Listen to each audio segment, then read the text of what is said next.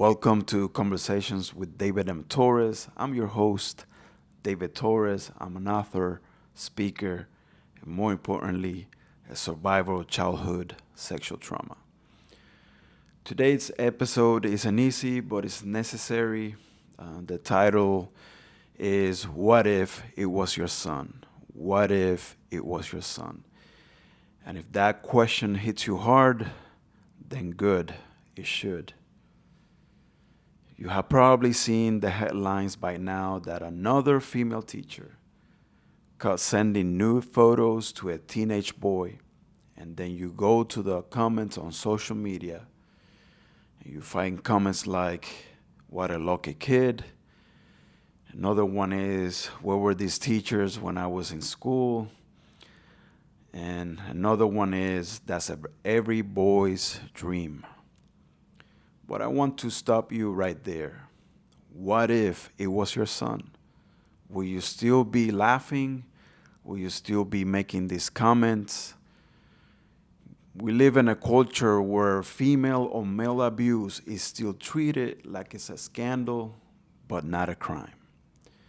We celebrate the violation of a boy's innocence like it's some kind of rite-off passage. But let's call it what it is. When a grown woman crosses a line with a teenage boy, sends him sexual messages, images, or touches him, she's not giving him attention. She's stealing something sacred. His trust, his boundaries, his safety, and his voice. That's not a dream. It's a nightmare dressed in fantasy. Now, let me speak not just as a speaker or an advocate, but as someone who lived through abuse. The pain doesn't always scream at first. Sometimes it whispers. It hides in confusion, in silence, in the way you learn to fake being okay because no one expects you to be hurting. Society tells boys, you're supposed to like it. You're a guy. What's the big deal? You probably wanted it. But that message only deepens the wound because when the abuse happens and the silence settles in, boy starts to question everything. Did I let this happen? Is this what love looks like? Do I even have the right to call this abuse? And some boys carry those questions for years. I know men who didn't speak up until they were in their 40s or 50s.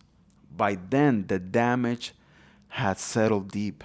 Relationships, trust, intimacy, faith, all affected.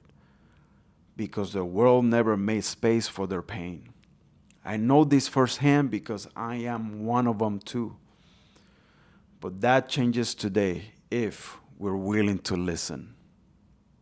Now, let's flip the roles. Let's say it was a 30-year-old male teacher and the student was a 14-year-old girl.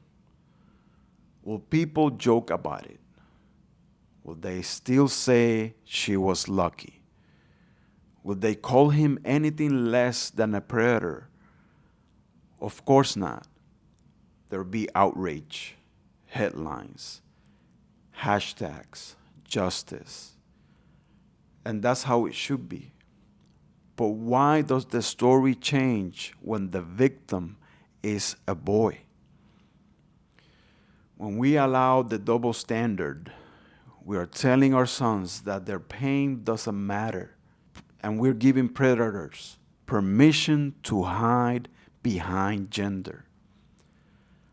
Let's be honest, abuse is abuse.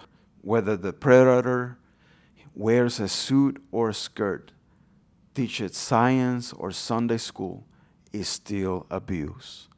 And every victim, every child, deserves to be protected and believed.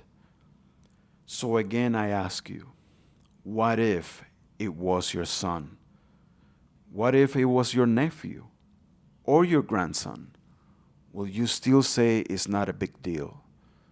Will you still say he probably wanted it? Will you still stay silent? Or will you demand justice? The boys in our lives trust us to lead them, protect them, fight for them. And if we don't take care of their pain seriously, who will?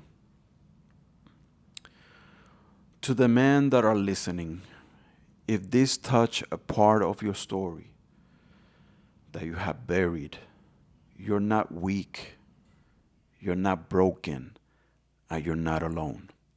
You deserve better, and it's okay to say that out loud.